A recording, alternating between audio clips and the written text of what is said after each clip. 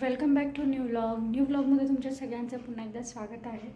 पाठीमागे तुम्ही बघत असाल कपडे पडलेले आहेत, तर हे कशासाठी तर मी बॅग पॅक करत आहे। आम्ही कुठे चाललो आहे हे तुम्हाला कळेलच, तर आम्हाला अचानक जावं लागतंय, त्यामुळे आम्ही आज रात्रीच निघणार आहे। कुठे जाणार आहे हे मी तुम्हाला पुढे सांगेनच, पण बॅग आता पॅक करून घेते आणि नंतर उशीर होणार आहे आम्हाला निघायला, खूपच उशीर होणार आहे। अगदी रात्री खूप रात्री निघणार आहे आम्ही, कारण यांना सुट्टी नाही भेटत आहे, त्यामुळं ऑफिसवरून आल्यानंतर आम्ही निघणार आहे।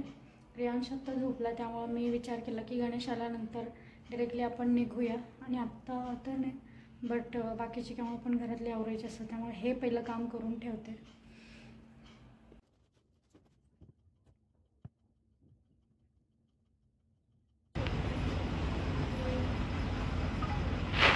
12 वाजलेले आहेत आणि बस भेटली आम्हाला। आम्ही चाललो आहे। खरं तर मम्मी आम्ही सगळे घरातले जे आहे ते देवासाठी चाललो आहे। यांना सुट्टी नव्हती, त्यामुळे मी ऑफिसवरून आल्यानंतर आता आम्ही चाललो आहे। आणि क्रियांश पण जागाच होता, आत्ताच झोपला आहे तो। गाडी थांबली आता ब्रेकसाठी,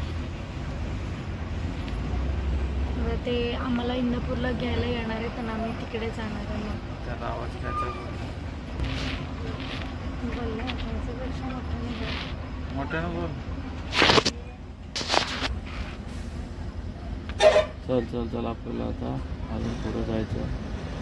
पिकअप करायला आम्हाला इंदापूरला येणार आहे, तिथून आम्ही त्यांच्या गाडीत जाणार आहे। आजची पूर्ण मॅच तर माझी लागलेलीच।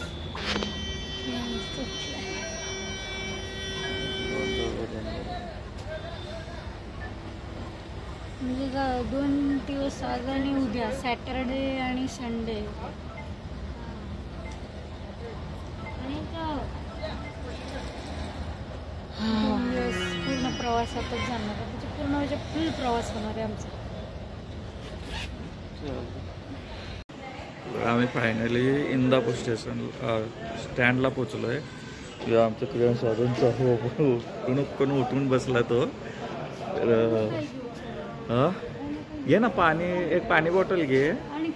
याला काय खाणार आहे बघ की, त्याला वाटते बघ समोर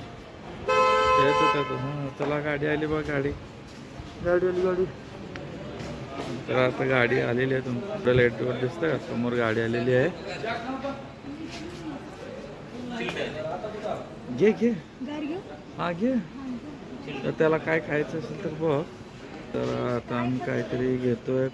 आत्ता वाजलेत किती ग आत्ताच? 2 वाजलेले आहेत, तरी आता उठून बसलाय। तर याला काहीतरी खायचं म्हणे, खाऊ खायचं म्हणे, तर खाऊ खाणार आहे। हो ग किती बस आहेत ना? हो भरपूर बस आहेत। आता लगेच आत्ताच थांबलो आहे आम्ही आता चहा घेण्यासाठी। टेंभुर्णी जवळ आलो आहे, टेंभुर्णीमध्ये रूम पोचलं, तिथं थांबलो आता चहा घेण्यासाठी।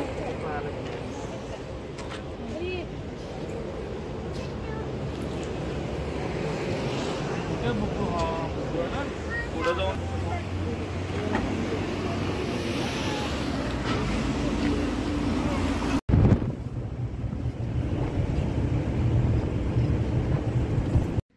5:30 ते 5:45 दरम्यान आम्ही पोचलो होतो तुळजापूरमध्ये।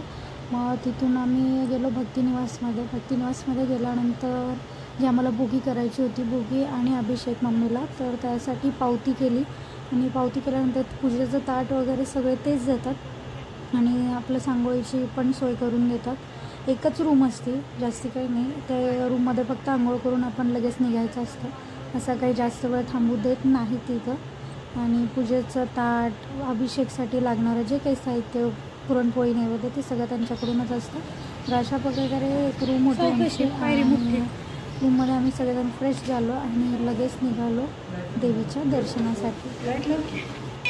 आता तयार होऊन झालं आहे आमचं, फ्रेश झालो आहे। थोडा वेळ लागला आम्हाला, पण आता चाललो आहे आम्ही दर्शनासाठी। पूजेचं ताट ते घेतलं आहे त्यांच्याकडून। आता तिथे किती वेळ लागेल काय माहिती दर्शनाला। तिनं आहे की आता तिच्यापासून ठेवायचं तिनं कुठं खाली येणार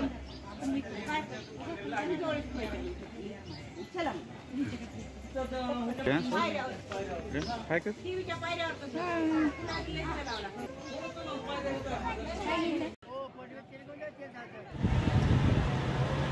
आणि पोचलो आम्ही तुळजाभवानी देवीच्या मंदिराच्या गाभाऱ्यामध्ये दर्शनासाठी.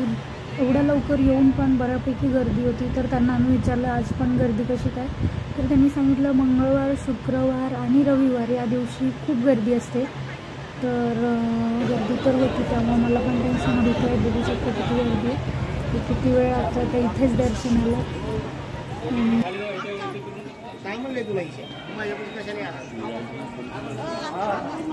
दीपो